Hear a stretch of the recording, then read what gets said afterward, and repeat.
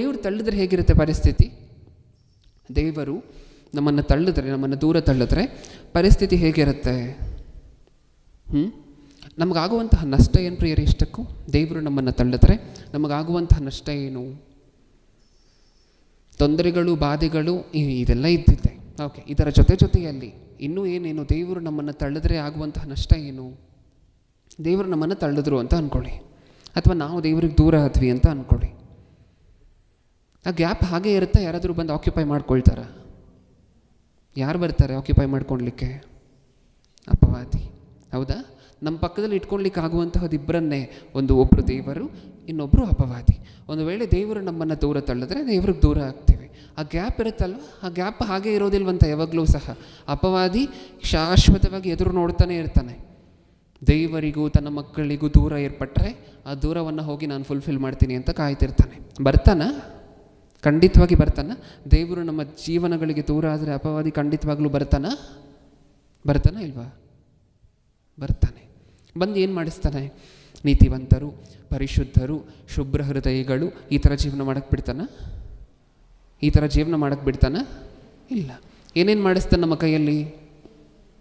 ಏನೇನು ಮಾಡಿಸ್ತಾನೆ? ದೇವರು ನಮಗೂ ದೇವರಿಗೂ 10 ಮೀಟರ್, ನಿಮಗೆ ಅರ್ಥ ಆಗುವಂತಹ ಭಾಷೆಯಲ್ಲಿ ಹೇಳಬೇಕಂದ್ರೆ ದೇವರು 10 ಮೀಟರ್ ದೂರ ಆಗಿದ್ದಾರೆ ಅಂತ ಅಂದ್ಕೊಳ್ಳಿ. ಅಪವಾದಿ ಬಂದ ನಂತರ ಎಷ್ಟು ಮೀಟರ್ ದೂರ ಮಾಡ್ತಾನೆ? 1 ಕಿಲೋಮೀಟರ್ ದೂರ ಮಾಡಿಸ್ತಾನೆ. ನಿಜನೇ ಇಲ್ವಾ? ಹೌದಾ? ದೇವರು ಈಗಾಗಲೇ ಸ್ವಲ್ಪ ದೂರ ಆಗಿದ್ದಾರೆ. ಆ ಸ್ವಲ್ಪ ದೂರ ಆಗಿರುವಂತಹ ಸ್ಪೇಸನ್ನು ಅಪವಾದಿ ಆಕ್ಯುಪೈ ಮಾಡಿಕೊಂಡು ಮತ್ತೆ ನಮ್ಮ ಕೈಯಲ್ಲಿ ಈಗಾಗಲೇ ಮಾಡಿಸಿರುವುದಕ್ಕಿಂತ ಇನ್ನೊಂದಷ್ಟು ದೊಡ್ಡ ತಪ್ಪನ್ನು ಮಾಡಿಸಿ ಇನ್ನೊಂದಷ್ಟು ದೂರ ಮಾಡ್ತಾನೆ. ಈ ರೀತಿ ತಪ್ಪುಗಳ ಮೇಲೆ ತಪ್ಪುಗಳು ಮಾಡಿಸಿ ಒಂದು ದಿನ ತೊಗೊಂಡು ಬರ್ತಾನೆ. ದೇವರಿಗೂ ನಮಗೂ ಶಾಶ್ವತವಾಗಿ ದೂರ ಆಗುವಂಥ ಸ್ಥಿತಿಗೆ ತೊಗೊಂಡು ಬರ್ತಾನೆ. ಹೌದಾ? ಸೌಲನ ಜೀವನವನ್ನೆಲ್ಲ ಒಂದು ಸರಿ ನೋಡಿ. ಅವರ ಜೀವನದಲ್ಲಿ ತಪ್ಪುಗಳ ಪ್ರೋಗ್ರೆಷನ್ ಹೇಗಾಯಿತು ಅಂತ ಹೇಳಿ ನಮಗೆ ಗೊತ್ತಾಗುತ್ತೆ. ಪ್ರಾರಂಭದಲ್ಲಿ ಒಂದು ತಪ್ಪು ಮಾಡ್ತಾರೆ. ಏನು? ದಾವೀದನನ್ನು ನೋಡಿ ಹೊಟ್ಟೆ ಕಿಚ್ಚುಪಡುವಂತಹದ್ದು. ಹೌದಲ್ವಾ? ಊರು ಪೂರ್ತಿ ಹಾಡು ಹಾಡ್ತಿರ್ತಾರಲ್ವ, ದಾವೀದನಿಗೆ 10,000 ಜನ, ದಾವೀದನು ಕತ್ತಿ ಹಿಡಿದ್ರೆ 10,000 ಜನ ಬೀಳ್ತಾರೆ ಅಂತ ಹೇಳಿ. ಇದನ್ನು ನೋಡಿ ದಾವೀದನ ಮೇಲೆ ಹೊಟ್ಟೆ ಕಿಚ್ಚುಪಡ್ತಾರೆ. ಆಮೇಲೆ ದೇವರಿಗೆ ಸೌಲನು ಮನಸ್ಸಿನಲ್ಲಿ ಮಾಡ್ತಿರುವಂತಹ ಯೋಚನೆಗಳು ಇಷ್ಟ ಆಗೋದಿಲ್ಲ. ದೇವರು ಒಂದಷ್ಟು ದೂರ ಆಗ್ತಾರೆ ಸೌಲನಿಗೆ. ಅಪವಾದಿ ಮತ್ತೆ ಬಂದು ಸೌಲನ ಕೈಯಲ್ಲಿ ಏನು ಮಾಡಿಸುತ್ತೆ? ಇನ್ನೊಂದು ತಪ್ಪು ಮಾಡಿಸುತ್ತೆ. ಈಗಾಗಲೇ ಒಂದು ತಪ್ಪು ಮಾಡಿದ್ದಕ್ಕೆ ದೇವರು ದೂರ ಆಗಿದ್ದಾರೆ. ಮತ್ತೆ ಅಪವಾದಿ ಬಂದು ಇನ್ನೂ ಏನು ಮಾಡಿಸ್ತಿದ್ದಾನೆ? ಇನ್ನೊಂದು ತಪ್ಪು. ದೇವರು ಹೇಳಿರ್ತಾರೆ ಏನಂತ? ಅಮಾಲೇಕ್ಯರನ್ನು ಸಂಹಾರ ಮಾಡಿ ಪಶುಗಳನ್ನೆಲ್ಲ ಕ್ಲಿಯರ್ ಮಾಡಬೇಕು, ಮುಗಿಸ್ಬೇಕು, ಯಾವುದನ್ನು ಸಹ ಉಳಿಸಬಾರ್ದು ಅಂತ ಹೇಳಿರ್ತಾರೆ. ಆತನು ತನ್ನ ಸ್ವಂತ ಬುದ್ಧಿವಂತಿಕೆಯನ್ನು ಓಡಿಸಿ ಸ್ವಲ್ಪ ಕೊಬ್ಬಿದ ಪಶುಗಳನ್ನು ಮಾತ್ರ ಉಳಿಸ್ಕೊಂಡು ತೊಗೊಂಬಂದು, ಏನಕ್ಕೋಸ್ಕರ ಉಳಿಸ್ಕೊಂಡು ಬಂದ್ಯಪ್ಪ ಅಂತ ಹೇಳಿದ್ರೆ, ನಿನಗೆ ಬಲಿ ಕೊಡೋಣ ಅಂತ ಹೇಳಿ ಎದುರುತ್ತರದ ಮಾತನ್ನು ಹಾಡ್ತಾರೆ. ಓಕೆ, ಅಂದರೆ ಇಲ್ಲಿ ಏನು ಅರ್ಥ ಆಗ್ತಿದೆ ನಮಗೆ? ಪ್ರಾರಂಭದಲ್ಲಿ ಒಂದು ತಪ್ಪು ಮಾಡಿದ್ರು, ದೇವರು ಒಂದಷ್ಟು ದೂರ ಆದರು, ಮತ್ತೆ ತಪ್ಪು ಮಾಡಿಸ್ತಿದ್ದಾರೆ. ಯಾರು ತಪ್ಪು ಮಾಡಿದ್ರು ಅದೇ ವ್ಯಕ್ತಿ ಕೈಯಲ್ಲಿ ಮತ್ತೆ ತಪ್ಪು ಮಾಡಿಸಿ ಇನ್ನೊಂದಷ್ಟು ದೂರ ಮಾಡ್ತಿದ್ದಾನೆ ದೇವರಿಂದ ನಮ್ಮನ್ನು. ಹೌದಾ? ಇನ್ನೊಂದು ತಪ್ಪು ಏನು? ಧೂಪ ಹಾಕಬೇಕಾಗಿರುತ್ತೆ. ಸಮುವೇಲನು ಬಂದು ಧೂಪ ಹಾಕಬೇಕಾಗಿರುತ್ತೆ. ಸಮುವೇಲನು ಬರೋವರೆಗೂ ಕಾಯದೆ ತಾನೇ ಧೂಪ ಹಾಕ್ತಾರೆ. ಆ ಸಮಯದಲ್ಲಿ ಸ್ಟ್ರಿಕ್ಟ್ ಆಗಿತ್ತು, ಯಾವ್ಯಾವ ಕೆಲಸಗಳನ್ನು ಯಾರ್ಯಾರು ಮಾಡಬೇಕು ಅವರವರೇ ಮಾಡಬೇಕು. ಓಕೆ, ಸಮುವೇಲನು ಬಂದು ಧೂಪ ಹಾಕಬೇಕಾಗಿರುತ್ತೆ. ಆದರೆ ಸಮುವೇಲನು ಬರೋವರೆಗೂ ವೆಯ್ಟ್ ಮಾಡಲ್ಲ. ಸೌಲನು ತಾನೇ ಮುಂದಾಗಿ ಧೂಪ ಹಾಕ್ತಾರೆ. ಅಂದರೆ ಪ್ರಾರಂಭದಲ್ಲಿ ಒಂದು ತಪ್ಪನ್ನು ಮಾಡ್ತಾರೆ, ದೇವರು ಒಂದಷ್ಟು ದೂರ ಆಗಿರ್ತಾರೆ. ದೇವರು ದೂರ ಆದರೆ ಇನ್ನೂ ಈಸಿ ಅಲ್ವಾ ಅಪವಾದಿಗೆ ಹತ್ತಿರ ಬಂದು ತಪ್ಪು ಮಾಡಿಸ್ಲಿಕ್ಕೆ ನಮ್ಮ ಕೈಯಲ್ಲಿ? ಮತ್ತೆ ಹತ್ತಿರ ಬರ್ತಾನೆ, ಇನ್ನೊಂದಷ್ಟು ದೂರ ಮಾಡ್ತಾನೆ. ದೇವರು ಇನ್ನೊಂದಷ್ಟು ದೂರ ಆದರೆ ಇನ್ನೊಂದಷ್ಟು ದೊಡ್ಡ ತಪ್ಪನ್ನು ಮಾಡಿಸ್ತಾನೆ, ಇನ್ನೊಂದಷ್ಟು ದೂರ ಮಾಡ್ತಾನೆ. ಈ ಚೈನ್ ಹೀಗೆ ಕಂಟಿನ್ಯೂ ಆಗ್ತಿರುತ್ತೆ ಪ್ರಿಯರೇ. ಅದಕ್ಕೆ ಸತ್ಯವೇದದಲ್ಲಿ ಒಂದು ಮಾತನ್ನು ಬರೆಸಿದ್ದಾರೆ. ಏನ ಮಾತು? ಪರಿಶುದ್ಧರು ಇನ್ನೂ ಪರಿಶುದ್ಧರಾಗಲಿ, ಪಾಪಿಗಳು ಇನ್ನೂ ಪಾಪಿಗಳಾಗಲಿ. ಆ ಮಾತಿನ ಅರ್ಥ ನಮಗೆ ಗೊತ್ತಾಯ್ತಾ? ಆ ಮಾತಿನ ಅರ್ಥ ಏನು? ಪರಿಶುದ್ಧರು ಇನ್ನೂ ಪರಿಶುದ್ಧರಾಗ್ತಾರೆ. ಪರಿಶುದ್ಧರಾಗುವಂತಹದ್ದು ತುಂಬ ಈಸಿ. ಯಾಕೆ ಪರಿಶುದ್ಧರಾಗಿರ್ಬೇಕಾದ್ರೆ ಜೊತೆಲಿ ಯಾರು ಇರ್ತಾರೆ? ದೇವರು. ಪರಿಶುದ್ಧರಾಗಿರ್ಬೇಕಾದ್ರೆ ಜೊತೆಲಿ ದೇವರು ಇರ್ತಾರೆ. ಈ ಪರಿಶುದ್ಧತೆಯಿಂದ ಇನ್ನೂ ಮೇಲಿನ ಪರಿಶುದ್ಧತೆಗೆ ಹೋಗುವಂತಹದ್ದು ಸುಲಭ, ಯಾಕೆಂದರೆ ದೇವರು ಪಕ್ಕದಲ್ಲಿದ್ದಾರೆ. ಆದರೆ ಪಾಪಿ ಇದನ್ನಲ್ವಾ, ಇದನ್ನ ಪಕ್ಕದಲ್ಲಿ ಯಾರಿದ್ದಾರೆ? ಆಲ್ರೆಡಿ ಅಪವಾದಿ. ಆ ಗ್ಯಾಪನ್ನು ಆಕ್ಯುಪೈ ಮಾಡ್ಕೊಂಡಿದ್ದಾನೆ. ಈ ಪಾಪಿ ಇನ್ನೂ ಪಾಪಿ ಆಗುವಂತಹದ್ದು ಇನ್ನೂ ಈಸಿ. ಯಾಕೆ? ಅಪವಾದಿ ಒಂದೊಂದು ಸಲಕ್ಕೂ ಸಹ ಹಿಂದೆ ಮಾಡಿಸಿರುವುದಕ್ಕಿಂತ ಇನ್ನೊಂದಷ್ಟು ದೊಡ್ಡ ತಪ್ಪನ್ನು ಮಾಡಿಸ್ಕೊಂಡು ಆ ಪಾಪಿಯನ್ನು ಇನ್ನೂ ಪಾಪಿಯನ್ನಾಗಿ ಮಾಡ್ತಾನೇ ಹೋಗ್ತಿದ್ದಾನೆ. ಪರಿಶುದ್ಧರಿಗಂತೂ ಟೆನ್ಷನ್ ಇಲ್ಲ. ಅವ್ರು ಪರಿಶುದ್ಧರು, ಅವ್ರು ಇನ್ನೂ ಪರಿಶುದ್ಧರಾಗ್ತಾ ಆಗ್ತಾ ಹೋಗ್ತಿರ್ತಾರೆ, ಯಾಕೆಂದರೆ ದೇವ್ರ ಜೊತೆಲಿದ್ದಾರೆ. ನಮ್ಮ ಮಾತಿನ ಅರ್ಥ ನಮ್ಗೆ ಅರ್ಥ ಆಯ್ತಾ? ಇದೇ ಆಗುವಂತಹದ್ದು. ದೇವರು ನಮ್ಮನ್ನು ಬಿಟ್ಟು ಹೋದರೆ ಏನು ಗತಿ ಅಂತ ಹೇಳಿದ್ರೆ ಇದೇ ಆಗುವಂತಹದ್ದು. ಒಂದು ಸ್ವಲ್ಪ ದೂರ ಆದರೆ ದೇವರು ಇನ್ನೂ ದೂರ ಆಗ್ತಾರೆ, ಇನ್ನೂ ದೂರ ಆಗ್ತಾರೆ. ಅದಕ್ಕೆ ನೀವು ಸಾಧಾರಣವಾಗಿ ಯಾರನ್ನಾದರೂ ಕ್ರೈಸ್ತ ಕುಟುಂಬದಲ್ಲಿದ್ದು ಕ್ರೈಸ್ತವ್ಯದಲ್ಲಿ ಬೆಳೆದು ಸಭೆಗೆ ಬಂದು ಪ್ರತಿ ವಾರನೂ ಸಹ ಆರಾಧನೆಯಲ್ಲಿ ಪಾಲ್ಗೊಂಡು ಒಂದಷ್ಟು ವರ್ಷ ಬಿಟ್ಟಿರ್ತಾರೆ ನೋಡಿ, ಅವ್ರನ್ನ ಒಂದ್ಸರಿ ಮಾತಾಡಿಸಿ ನೋಡಿ, ಅವರ ಜೀವನ ಪರಿಸ್ಥಿತಿ ಹೇಗಿದೆ ಅಂತ ಒಂದ್ಸರಿ ಮಾತಾಡಿಸಿ ನೋಡಿ. ಪ್ರಾರಂಭದಲ್ಲಿ ಪ್ರತಿದಿನ ವಾಕ್ಯ ಕೇಳ್ತಿರ್ತಾರೆ, ಪ್ರತಿದಿನ ಪ್ರಸಂಗಗಳನ್ನು ಕೇಳ್ತಿರ್ತಾರೆ. ನಿಧಾನವಾಗಿ ಪ್ರಸಂಗಗಳನ್ನು ಕೇಳುವಂತಹದ್ದು, ಪ್ರಾರ್ಥನೆ ಮಾಡುವಂತಹದ್ದೆಲ್ಲ ಮಿಸ್ ಮಾಡ್ತಿರ್ತಾರೆ. ಅಂದರೆ 3 ದಿನಕ್ಕೆ ಒಂದು ಸಾರಿನೋ 4 ದಿನಕ್ಕೆ ಒಂದು ಸಾರಿನೋ. ಅದಾದ ನಂತರ ಇನ್ನೊಂದಷ್ಟು ದಿನ ಆದ ನಂತರ ಇನ್ನೊಂದು ಸಿಚುವೇಶನ್ ಬರುತ್ತೆ. ಆ ಸಿಚುವೇಷನಲ್ಲಿ ಪ್ರಾರಂಭದಲ್ಲಿ ಪ್ರತಿದಿನ ಪ್ರಾರ್ಥನೆ ಮಾಡ್ತಿದ್ರು, ಇವಾಗ 3 ದಿನಕ್ಕೆ ಒಂದು ಸಾರಿ ಪ್ರಾರ್ಥನೆ ಮಾಡ್ತಿದ್ದಾರೆ. ಇನ್ನೊಂದು ಸ್ವಲ್ಪ ದಿನ ಆದ ನಂತರ ವಾರಕ್ಕೆ ಒಂದು ಸಾರಿ ಪ್ರಾರ್ಥನೆ ಮಾಡ್ತಾರೆ. ಅದಾದ ನಂತರ ತಿಂಗಳಿಗೂ ಒಂದು ಸಾರಿ, ಆಮೇಲೆ ಸಂಪೂರ್ಣವಾಗಿ ಮರೆತೋಗ್ತಾರೆ. ಪ್ರಾರಂಭದಲ್ಲಿ ಸಭೆಯನ್ನು ಒಂದೊಂದು ವಾರ ಮಿಸ್ ಮಾಡ್ತಿರ್ತಾರೆ, ಹೌದಾ? ಅದಾದ ನಂತರ ಒಂದು 3 ವಾರ ಆಯಿತು ಅಂತ ಅಂದ್ಕೊಳ್ಳಿ. ಆಮೇಲೆ ನಮ್ಮ ತಲೆಗೆ ಬರುವಂಥ ಆಲೋಚನೆಗಳೆಲ್ಲ ಹೇಗಿರುತ್ತೆ? ಈ ವಾರ ಹೋಗಬೇಕಾ ಸಭೆಗೆ, ಈ ವಾರ ಹೋಗಬೇಕಾ ಸಭೆಗೆ, ಮುಂದಿನ ವಾರ ಹೋಗೋಣ. ಈ ಥರ ಹಾಗೆ ತಳ್ಳಿ ಪೋಸ್ಟ್ಪೋನ್ ಮಾಡಿ ಒಂದು ಹಂತ ಬರುತ್ತೆ. ವರ್ಷಕ್ಕೊಂದು ಸಾರಿ ಆದರೂ ಸಹ ಸಭೆಯಲ್ಲಿ ಕಾಣಿಸ್ಕೊಳ್ದೇ ಇರುವಂತಹ ಪರಿಸ್ಥಿತಿ. ಕೇಳಿ ನೋಡಿ ಅವರ ಜೀವನದಲ್ಲಿ ಏನಾಯಿತು ಅಂತ ಹೇಳ್ತಾರೆ ನೀಟಾಗಿ. ಪ್ರಾರಂಭದಲ್ಲಿ ಇಷ್ಟು ಗ್ಯಾಪ್ ಕೊಟ್ಟೆ, ಅದಾದ ನಂತರ ಗ್ಯಾಪ್ ಇಷ್ಟು ದೊಡ್ಡದಾಯಿತು, ಆಮೇಲೆ ಬಹಳ ದೊಡ್ಡದಾಗಿ ಈಗ ನಾನು ದೇವರ ಹತ್ರ ಬರಬೇಕಂದ್ರೂ ಆಗ್ತಿಲ್ಲ. ಯಾಕೆ? ಪ್ರಾರಂಭದಲ್ಲಿ ಆ ತಪ್ಪಾಯ್ತಲ್ವ, ಆ ತಪ್ಪಾಗಿದ ತಕ್ಷಣ ದೇವರ ಪಾದ ಹಿಡ್ಕೊಂಡಿದ್ರೆ ಸ್ವೀಕಾರ ಮಾಡ್ತಿದ್ರ ಇಲ್ವ ದೇವರು? ಅಲ್ಲಿ ಹೋಗಿ ದೇವರ ಪಾದ ಹಿಡ್ಕೊಳ್ದೆ ಹೋದರೆ ಅಪವಾದಿ ಬಂದು ಪ್ರತಿ ಸಲಕ್ಕೂ ಸಹ ಬಾರಿಗೂ ಪದೇ ದೊಡ್ಡ ತಪ್ಪನ್ನು ಮಾಡಿಸಿ, ಹಿಂದೆ ಮಾಡಿರುವುದಕ್ಕಿಂತ ಇನ್ನೂ ದೊಡ್ಡ ತಪ್ಪು, ಹಿಂದೆ ಮಾಡಿರುವುದಕ್ಕಿಂತ ಇನ್ನೂ ದೊಡ್ಡ ತಪ್ಪು, ಪಾಪಿಗಳು ಇನ್ನೂ ಪಾಪಿಗಳು, ಈ ರೀತಿ ಮಾಡ್ತಾ ಒಂದು ಕರಾಳ ದಿನಕ್ಕೆ ತೊಗೊಂಡು ಬರ್ತಾನೆ. ಆವಾಗ ನಾವು ದೇವರ ಹತ್ರ ಬರಬೇಕು ಅಂದ್ಕೊಂಡ್ರೂ ಆಗೋದಿಲ್ಲ. ಶಾಶ್ವತವಾಗಿ ದೇವರು ತಳ್ತಾರೆ ಅಂತ ಬರ್ಸಿರುವಂತಹದ್ದು ಇದೇ ಕಾರಣಕ್ಕೆ. ನಾವು ದೇವರನ್ನು ತಳ್ಳಿದ್ರೆ ದೇವರು ನಮ್ಮನ್ನು ತಳ್ತಾರೆ. ಮತ್ತೆ ಹೋಗಿ ಪಾದ ಹಿಡ್ಕೊಂಡ್ರೆ ಖಂಡಿತವಾಗ್ಲೂ ಕ್ಷಮೆ ಕೊಡ್ತಾರೆ. ಪಾದ ಹಿಡ್ಕೊಳ್ದೆ ಹೋದ್ವಾ ಅಪವಾದಿ ಅವಾಗ ಶುರು ಮಾಡ್ತಾನೆ ತನ್ನ ಆಟವನ್ನು ನಮ್ಮ ಜೀವನದಲ್ಲಿ. ದೊಡ್ಡ ತಪ್ಪು, ಹೌದಾ? ನೀವು ದಾವೀದನ ಜೀವನವನ್ನು ಸಹ ನೋಡಿದಾಗ 51ನೇ ಕೀರ್ತನೆ ಬರೆಯೋದಕ್ಕಿಂತ ಮುಂಚೆ ದಾವೀದನ ಪರಿಸ್ಥಿತಿ, ಬತ್ಷೆಬಳನ್ನು ನೋಡಿ ಆಶಿಸಿರುವಂತಹದ್ದು ಮೊಟ್ಟ ಮೊದಲನೇ ತಪ್ಪು, ಹೌದಾ? ಧರ್ಮಶಾಸ್ತ್ರದಲ್ಲಿ ಈಗಾಗಲೇ ಒಂದು ಆಜ್ಞೆಯನ್ನು ಮೀರಿರುವಂತಹದ್ದು ಆಗೋಗಿದೆ. ಅದಾದ ನಂತರ ತಪ್ಪು ನಡೆದು ಹೋದ ನಂತರ, ದಾವೀದನಿಗೂ ಬತ್ಷೆಬಳಿಗೂ ಮಧ್ಯೆ ತಪ್ಪು ನಡೆದು ಹೋದ ನಂತರ ಹಿಂದೆನೇ ಇನ್ನೊಂದು ಆಲೋಚನೆ ಬರ್ತಿದೆ. ಏನು ಆಲೋಚನೆ? ಹಿಂದೆನೇ ಇನ್ನೊಂದು ಆಲೋಚನೆ ಬರ್ತಿದೆ. ಏನು? ಈಕೆಗೊಬ್ಬ ಪತಿ ಇದನಲ್ವ, ಆತನನ್ನು ಕೊಲ್ಲಿಸ್ಬಿಡ್ಬೇಕು, ಮರ್ಡರ್ ಮಾಡಬೇಕಾ? ಎಲ್ಲಿಂದ ಬರ್ತಿದೆ ಈ ಥರ ಕಾಲಿಫ್ಲವರ್ ಥರ ಒಂದಾದ ನಂತರ ಒಂದು ತಪ್ಪಾದ ಆಲೋಚನೆಗಳು ಎಲ್ಲಿಂದ ಬರ್ತಿದೆ?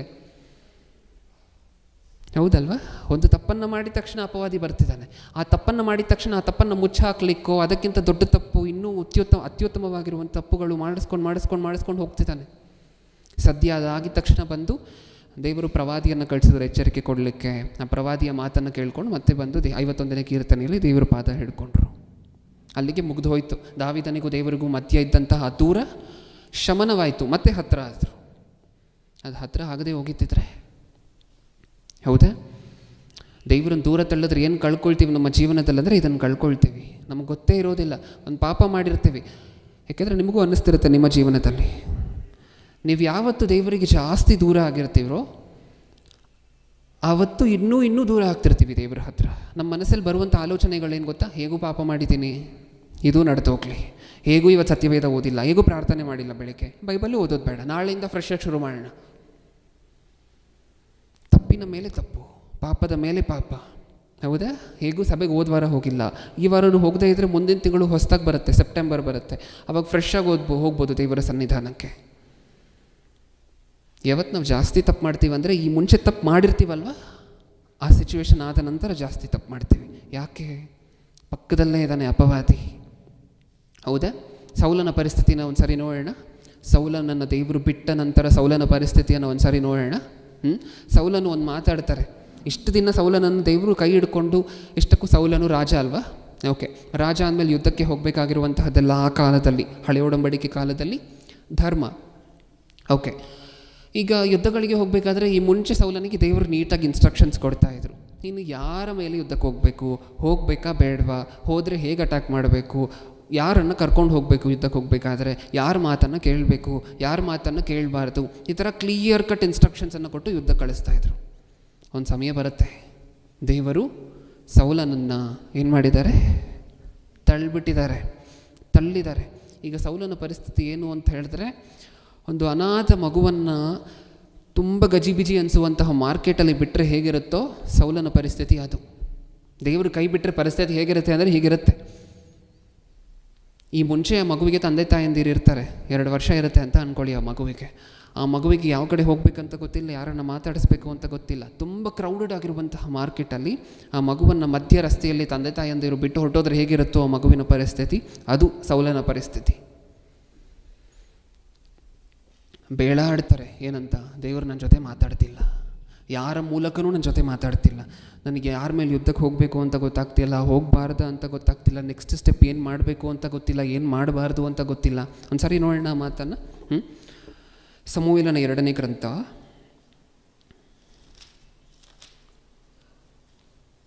2ನೇ ಸಮುವೇಲನ ಗ್ರಂಥ 7ನೇ ಅಧ್ಯಾಯ 15ನೇ ವಚನ, 7:15.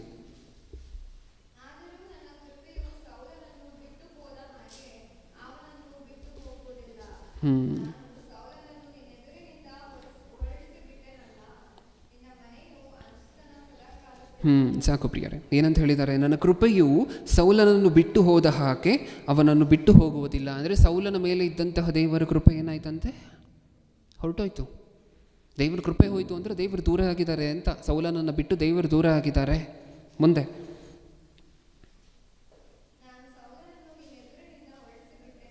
ನಾನು ಸೌಲನನ್ನು ನಿನ್ನೆದುರಿನಿಂದ ಹೊರಡಿಸಿ ಬಿಟ್ಟೇನಲ್ಲ. ಹೌದಾ? ಇನ್ನೊಂದು ವಚನ ಓದೋಣ. ಈಗ ದೇವರು ಹೇಳಿದ್ರು ಏನಂತ, ನಾನು ಸೌಲನನ್ನು ತಳ್ಳಿದ್ದೀನಿ, ಸೌಲನ ಕೈಯನ್ನು ಇಷ್ಟು ದಿನ ಹಿಡ್ಕೊಂಡಿದ್ದೆ, ಇವಾಗ ಬಿಟ್ಬಿಟ್ಟಿದ್ದೀನಿ. ಈಗ ಸೌಲನ ಪರಿಸ್ಥಿತಿ ಏನು, ಸೌಲನ ಹೇಗೆಲ್ಲ ಅಳ್ತಿದ್ದಾರೆ ಅಂತ ಒಂದು ಸಾರಿ ನೋಡ್ತೀರಾ? ಮೊದಲನೇ ಸಮುವೇಲನ ಗ್ರಂಥ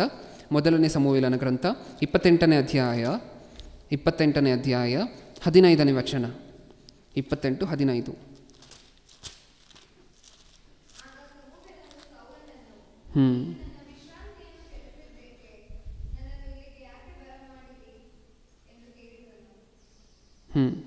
ಅದಕ್ಕೆ ಸೌಲನು ಏನಂತ ಹೇಳ್ತಿದ್ದಾರಂತೆ, ಸೌಲನು ದೇವರು ಕೈಬಿಟ್ಟ ನಂತರ ಪರಿಸ್ಥಿತಿಗಳಿದು ಏನಂತೆ. ಆದರೆ ಸೌಲನು, ನಾನು ಬಲೂ ಇಕ್ಕಟ್ಟಿನಲ್ಲಿದ್ದೇನೆ, ಅಂದರೆ ಒಳಗಡೆ ಹತ್ತು ಸಾಕಾಗೋಗಿದೆ ಸೌಲನಿಗೆ.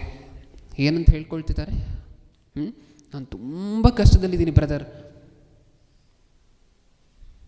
ಸೌಲನ ಪರಿಸ್ಥಿತಿ ಅದು, ಹೇಳ್ಕೊಳ್ಲಿಕ್ಕೆ ಹೆಸರಿಗೆ ರಾಜ. ಹೌದಾ? ಏನಂತ ಹೇಳ್ಕೊಳ್ತಿದ್ದಾರೆ, ತುಂಬ ಕಷ್ಟದಲ್ಲಿದ್ದೀನಿ, ತುಂಬ ಇಕ್ಕಟ್ಟಲ್ಲಿದ್ದೀನಿ. ಇದೇನು ದೇವರು ಪರೀಕ್ಷೆ ಮಾಡಲಿಕ್ಕೋಸ್ಕರ ಕೊಟ್ಟಿರುವಂಥ ಇಕ್ಕಟ್ಟಲ್ಲ ಇದು ಸೌಲನಿಗೆ. 2 ಥರನೂ ಬರ್ಬೋದು ಇಕ್ಕಟ್ಟು. ದೇವರು ಪರೀಕ್ಷೆ ಮಾಡಲಿಕ್ಕೆ ಬೇಕಾದರೂ ಕೊಡ್ಬೋದು, ಯೋಬನ ರೀತಿ. ದೇವರು ಕೈ ಹಿಡ್ಕೊಂಡಿದ್ರೆ ನಮ್ಮ ಕೈಯನ್ನು ಬಿಟ್ಟರೆ ಈ ಪರಿಸ್ಥಿತಿಗೆ ಬಂದಿಳಿಬೋದು ಡೈರೆಕ್ಟಾಗಿ. ಹೌದಾ? ನಾನು ಬಲೂ ಇಕ್ಕಟ್ಟಿನಲ್ಲಿದ್ದೇನೆ. ಯಾಕೆ ಇಕ್ಕಟ್ಟು ಬಂತು? ಫಿಲಿಸ್ಟಿಯರು ನನಗೆ ವಿರೋಧವಾಗಿ ಯುದ್ಧಕ್ಕೆ ಬಂದಿದ್ದಾರೆ, ದೇವರು ನನ್ನನ್ನು ಬಿಟ್ಟು ದೂರವಾಗಿದ್ದಾನೆ. ಅಂದರೆ ಇಕ್ಕಟ್ಟಿಗೆ ಕಾರಣ ಏನಂತೆ, ದೇವರು ಬಿಟ್ಟು ದೂರ ಹೊರಟೋಗಿದ್ದಾರೆ. ಇವಾಗ ಏನಂತೆ, ಏನು ಗೊತ್ತಾಗ್ತಿಲ್ವಂತೆ, ಆತನು ನನಗೆ ಪ್ರವಾದಿಗಳಿಂದಾಗಲಿ ಕನಸುಗಳಿಂದಾಗಲಿ ಉತ್ತರ ಕೊಡಲೊಲ್ಲೆನು. ಆದುದರಿಂದ ನಾನು ಮಾಡಬೇಕಾದದ್ದನ್ನು ನೀನು ನನಗೆ ತಿಳಿಸುವೆ ಎಂದು ನಿನ್ನನ್ನು ಇಲ್ಲಿಗೆ ಬರಮಾಡಿದೆನು ಅಂತನು. ದೇವರಂತೂ ನನ್ನ ಹತ್ರ ಮಾತಾಡ್ತಿಲ್ಲ, ನಾನೇನು ಮಾಡಬೇಕು ಅಂತ ದೇವರು ನನಗೆ ಹೇಳ್ಕೊಡ್ತಿಲ್ಲ, ದೇವರು ನನ್ನ ಜೊತೆ ಇಲ್ಲ, ದೇವರು ನನ್ನ ಕೈ ಬಿಟ್ಬಿಟ್ಟಿದ್ದಾರೆ. ನೀನಾದರೂ ಹೇಳ್ತೀಯ ಏನು ಮಾಡಬೇಕು ಅಂತ? ಇವಾಗ ಸಮುವೇಲನ ರಿಪ್ಲೈ ಏನು? ಆಗ ಸಮುವೇಲನು, ಯೆಹೋವನು ನಿನ್ನನ್ನು ಬಿಟ್ಟು ಯೆಹೋವನು ನಿನ್ನನ್ನು ಬಿಟ್ಟು ನಿನಗೆ ವಿರೋಧಿಯಾದ ಮೇಲೆ ನೀನು ನನ್ನನ್ನು ವಿಚಾರಿಸುವುದೇಕೆ? ದೇವರು ನಿನ್ನನ್ನು ಕೈ ಬಿಟ್ಟರೆ, ದೇವರು ನಿನಗೆ ದೂರ ಆದರೆ ನಾನು ನಿನಗೆ ಉತ್ತರ ಕೊಡ್ತೀನಿ ಅಂತ ನೀನು ಅಂದ್ಕೊಂಡಿದ್ಯಾ?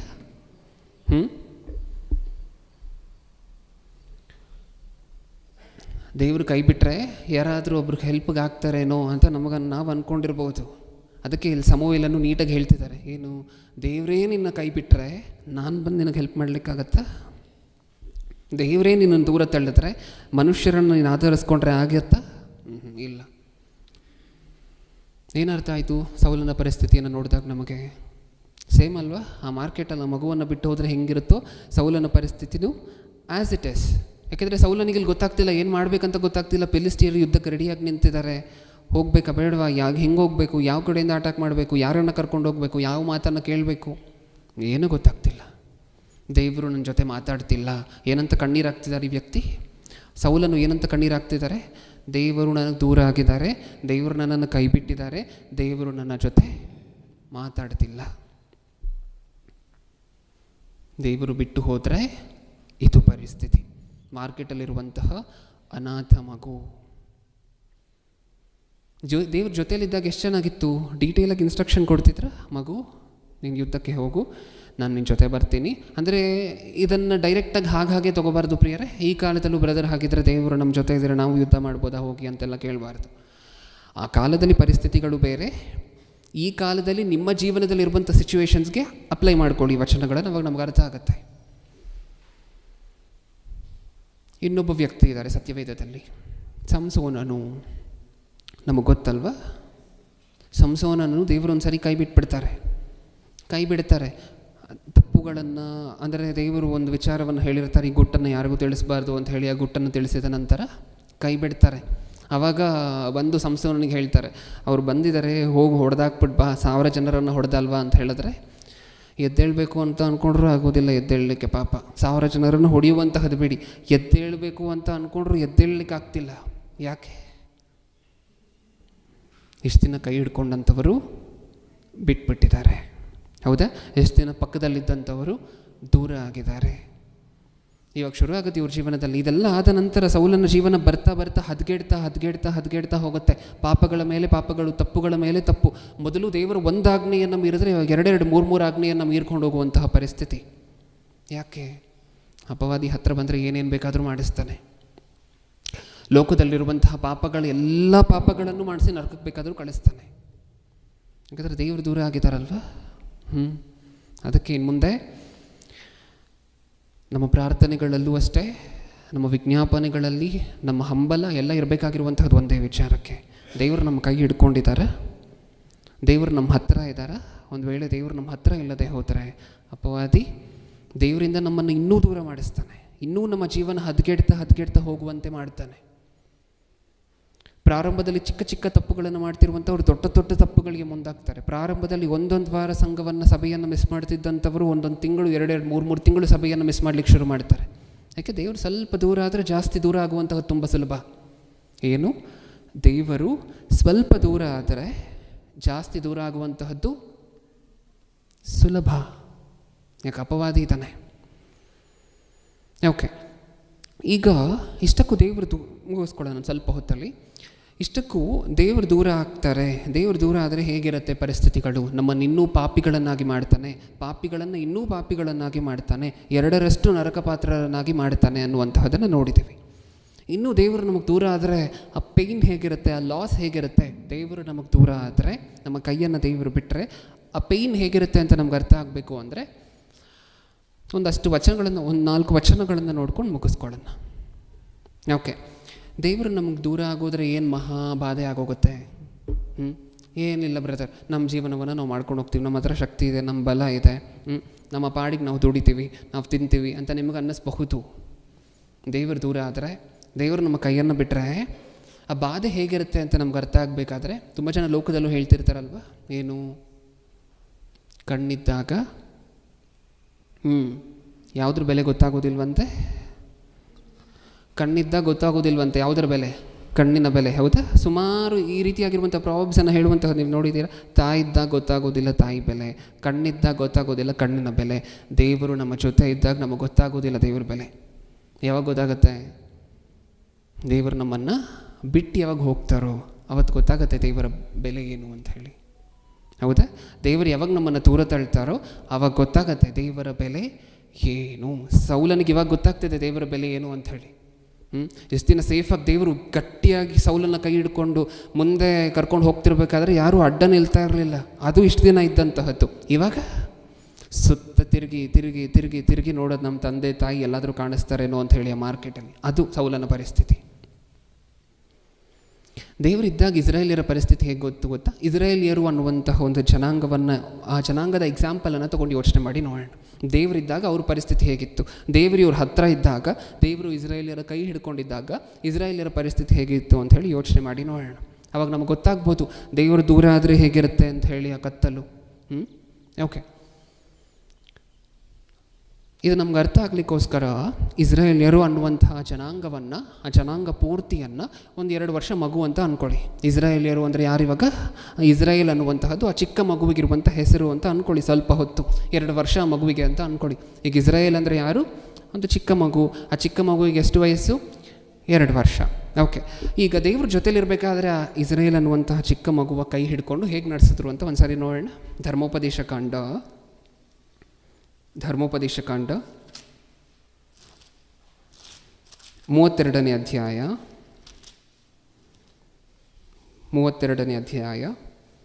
10ನೇ ವಚನ. 32:10.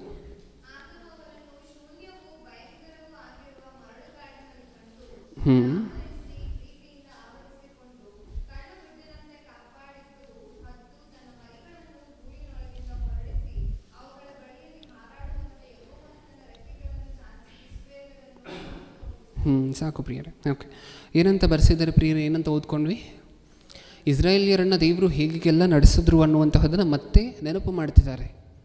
ಓಕೆ, ಒಂದು ವೇಳೆ ಇಸ್ರಾಯೇಲ್ ಅನ್ನುವಂತಹದ್ದೊಂದು ಚಿಕ್ಕ ಮಗು ಆದರೆ ಆ ಮಗುವನ್ನು ಪ್ರಾರಂಭದಲ್ಲಿ ಹೇಗೆ ನಡೆಸ್ಕೊಂಡ್ರಂತೆ ದೇವರು? ಆತನು ಅವರನ್ನು ಶೂನ್ಯವೂ ಭಯಂಕರವೂ ಆಗಿರುವ ಮರಳು ಕಾಡಿನಲ್ಲಿ ಕಂಡು. ಆ ಚಿಕ್ಕ ಮಗು ನಿಂತ್ಕೊಂಡಿತ್ತಂತೆ ಎಲ್ಲಿ?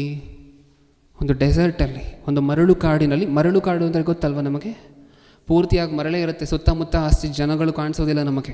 ಯಾರೂ ಇಲ್ಲದೇ ಇರುವಂತಹ ಕತ್ತಲಾಗಿರುವಂತಹ ಭಯಂಕರವಾಗಿರುವಂತಹ ಮರಳು ಕಾಡಿನ